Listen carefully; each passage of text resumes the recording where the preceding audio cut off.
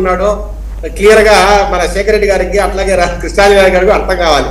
Sir నేను ఒకటే simple గా అడుగుతున్నా, ఇదే జగన్మోహన్ రెడ్డి గారు మీ పార్టీ అధినేత, మీకు ప్రేమైన వ్యక్తి, ఒకానొక రోజు నిండు అసెంబ్లీలో తెలంగాణ ముఖ్యమంత్రి మీద కావచ్చు, తెలంగాణ ప్రభుత్వం మీద కావచ్చు, దిశ అనే ఒక అమ్మాయిని రేప్ చేసి చంపేశారని ఆ ఎవరైతే నిందితులు ఉన్నారో వాళ్ళని ఎన్కౌంటర్ చేసినట్టు కేసీఆర్ గారికి హ్యాట్స్ ఆఫ్, అట్లాగే తెలంగాణ ప్రభుత్వానికి హ్యాట్స్ ఆఫ్, అట్లాగే అక్కడున్న సిపిగా అక్కడున్న పోలీస్ అధికారికి హ్యాట్స్ ఆఫ్ అని చెప్పింది ఎవరు సార్?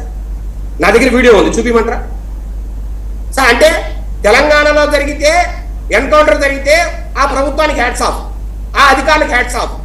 అదే ఇక్కడ ఏమైందో తెలియదు, గాది సాయికృష్ణ విషయంలో మిస్ అయ్యాడని మనం ఆడుకుంటున్నాం. ఎందుకు మిస్ అయ్యాడు? చిన్నపిల్లోడు కదా, 22 ఏళ్ళే కదా. మరి తెలంగాణలో రేపు చేసిన కూడా 22, 23 ఏళ్ళే కదా, ఇంకా తక్కువ ఉంటుంది వయసు. నేను ఫోటోలు కూడా చూసాను తెలంగాణలో ఎన్కౌంటర్ చేసిన వ్యక్తుల్ని. మరి అప్పుడెందుకు మీకు వయసు గుర్తురాలా? ఇప్పుడు మాత్రమే గాది సాయికృష్ణ గారి విషయంలో చిన్నపిల్లవాడు ఇదేదో తెలిసి తెలియక చేశాడు అంటే ఒక క్రిమినల్ మైండ్ సెట్ ఉన్న వ్యక్తి ఇంకో క్రిమినల్ అడ్రస్కి వస్తాడా? ఇలాగే మాట్లాడాలి మేము.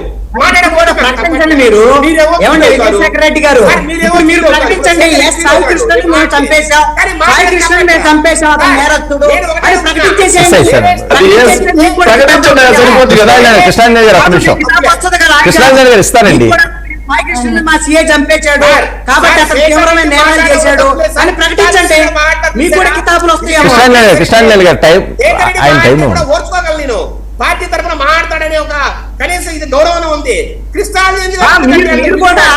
మాట్లాడేటప్పుడు మాట్లాడాలి, అనలిస్ట్ అండి మీరు, పారాస్క్రిప్ట్ గా చదవాల్సింది అనలిస్ట్ మీరు. అట్లాగే ఉండండి దయచేసి.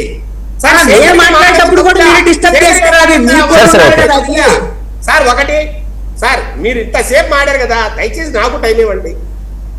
అంటే వేరే స్టేట్ లో జరిగే తప్పుల్ని మాత్రం హ్యాట్స్ ఆఫ్ చెప్పే జగన్మోహన్ రెడ్డి గారు ఈ రాష్ట్రంలో జరిగిన వాటికి ఎందుకు వెనకేసుకొస్తున్నారు?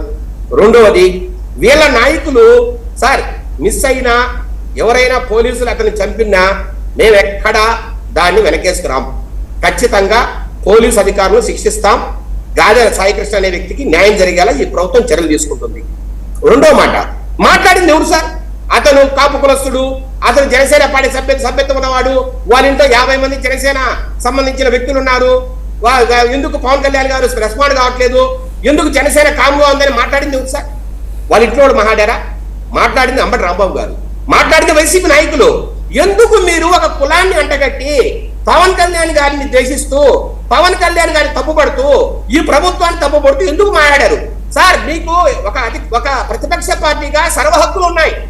ఏదైనా ఒక మిస్సింగ్ కేసు అయినప్పుడు, లేదంటే ఏదైనా తప్పు జరిగినప్పుడు మీరు ఖచ్చితంగా నిలదేయండి మా పార్టీని లేదా మా ప్రభుత్వాన్ని, మేము ఎక్కడా కాదన్నాం.